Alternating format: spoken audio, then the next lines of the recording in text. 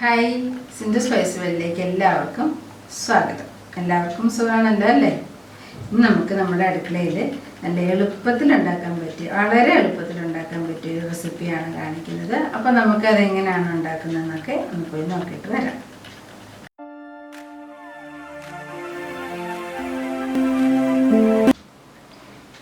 അപ്പം നമ്മൾ തൈരും പച്ചമുളകും വെച്ചിട്ട് 2 മിനിറ്റിൽ എളുപ്പം റെഡിയാക്കാൻ പറ്റിയ ഒരു ചോറിന് പറ്റിയ ഒരു അടിപൊളി കറിയാണ് കേട്ടോ ഉണ്ടാക്കാൻ പോകുന്നത്.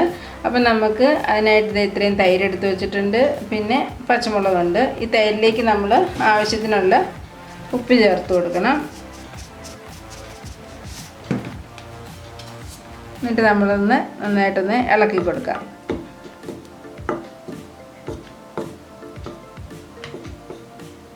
ഓക്കെ, കുറച്ച് പച്ചമുളക് എടുത്തിട്ട് ഇത് നടുവേ കീറി വെച്ചിട്ടുണ്ട്. ഇങ്ങനെ നടുവേ കീറി വെക്കണം. ഇതല്ലേ എല്ലാത്തിൻ്റെയും അങ്ങനെ ചെറുതായിട്ടൊന്ന് കീറി വെക്കുക കേട്ടോ. അപ്പോൾ ഇത്രയും പച്ചമുളക് എടുത്ത് വെച്ചിട്ടുണ്ട്. അപ്പോൾ ഇനി നമുക്ക് കറി റെഡിയാക്കിയാലോ.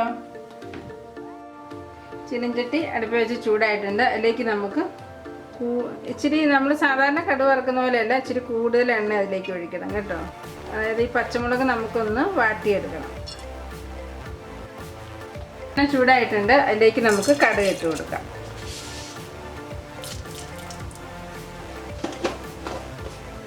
ഇതിലേക്ക് നമുക്ക് പച്ചമുളക് ചേർത്ത് കൊടുക്കാം.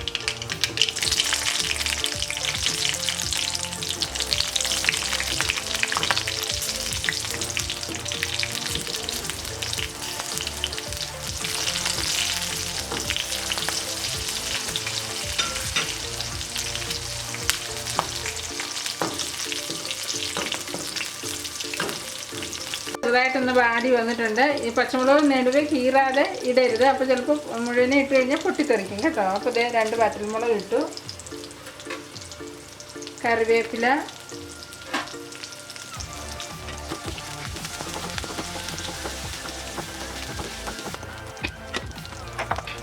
ഇതിലേക്ക് നമ്മൾ തീ കുറച്ച് ഇട്ട് കൊടുക്കണം കേട്ടോ. ഇതിലേക്ക് നമ്മൾ ലേശം ഉലുവാപ്പൊടി ചേർക്കുകയാണ്. ഇനി ഉലുവാപ്പൊടി അല്ല എങ്കിൽ നമ്മൾ സാധാരണ പൊടിക്കാത്ത ഉലുവ ഇട്ടാലും മതി. നമുക്ക് ഇതിലേക്ക് ഉലുവ ഇട്ട് കൊടുക്കാം, അല്ലെങ്കിൽ ഉലുവാപ്പൊടി ഇട്ട് കൊടുക്കാം കേട്ടോ. അതൊരു ലേശം ഇട്ട് കൊടുത്തിട്ടുണ്ട്.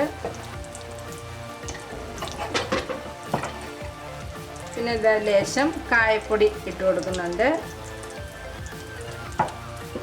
നമുക്കിത് ഇളക്കി കൊടുക്കാം.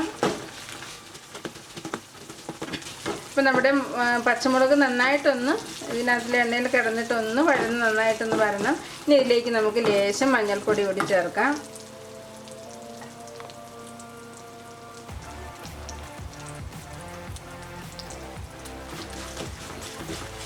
ഈ തൈരിലേക്ക് നമ്മൾ ആ താളിച്ചതും ഒഴിച്ചു കൊടുക്കാം.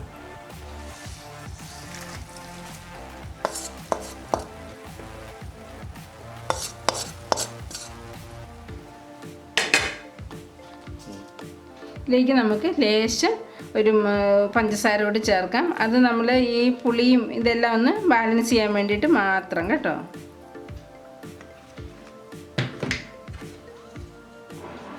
ഇനി ഇത് നമുക്ക് നന്നായിട്ടൊന്ന് ഇളക്കി കൊടുക്കാം.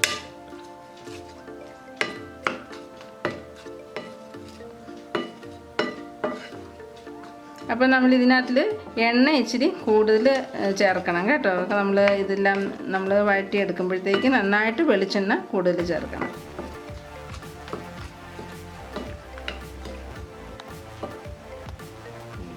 അപ്പോൾ നമ്മളുടെ എളുപ്പത്തിലുള്ള 2 മിനിറ്റിനുള്ളിൽ റെഡിയാക്കാൻ പറ്റിയ ചോറിന് കൂട്ടാൻ പറ്റിയ നല്ല അടിപൊളി ഒരു എളുപ്പ റെസിപ്പി റെഡി ആയിട്ടുണ്ട്. അപ്പോൾ ഇതെല്ലാവരും ഒന്ന് ട്രൈ ചെയ്ത് നോക്കുക.